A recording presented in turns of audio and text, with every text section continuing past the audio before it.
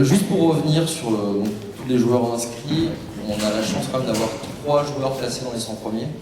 Donc Benoît Paire actuellement 25e, Nicolas Mahut, une mémoire autour de la 63e place mondiale, et Ilya Marchenko qui est 82e. Les rencontres qui vont être vraiment assez intéressantes sur le premier tour, ça va être le match entre John Patrick Smith et Igor Sijling. Parce que John Patrick Smith il est pas loin d'être dans les 100 premiers, et Sijling c'est un bon joueur, un néerlandais qui a gagné pas mal de tournois Challenger. Il a gagné Quimper, la deuxième édition de Quimper. Il y a une autre rencontre à suivre aussi, c'est Vincent Millot contre Calvin Emery. Donc 2 Français qui se rencontrent, on n'aime pas beaucoup ça quand on est organisateur de tournois, parce qu'on préfère les Françaises ne se jouent pas au premier tour en tout cas. Les bonnes nouvelles, c'est que Benoît Paire, qui fait son retour après une petite blessure, va jouer un qualifié. On a un tableau de qualification qui n'est pas trop relevé, donc il devrait y avoir un premier tour pour lui en tout cas assez accessible. Donc c'est une bonne chose. Pour info, Benoît Paire ne jouera pas avant mercredi.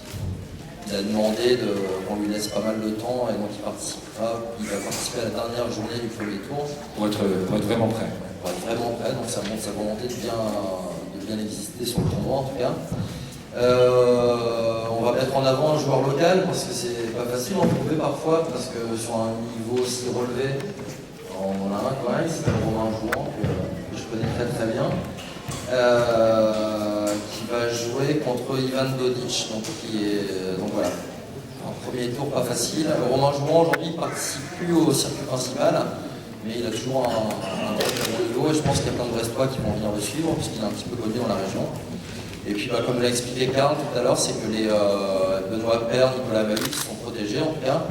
Donc il faut espérer qu'ils aillent jusqu'au bout et qu'on ait une finale franco-française avec les 2 têtes d'affiche. Mais c'est rarement le cas parce que le niveau est très serré, c'est très dense. Donc mais bon, on a le droit de rêver aujourd'hui.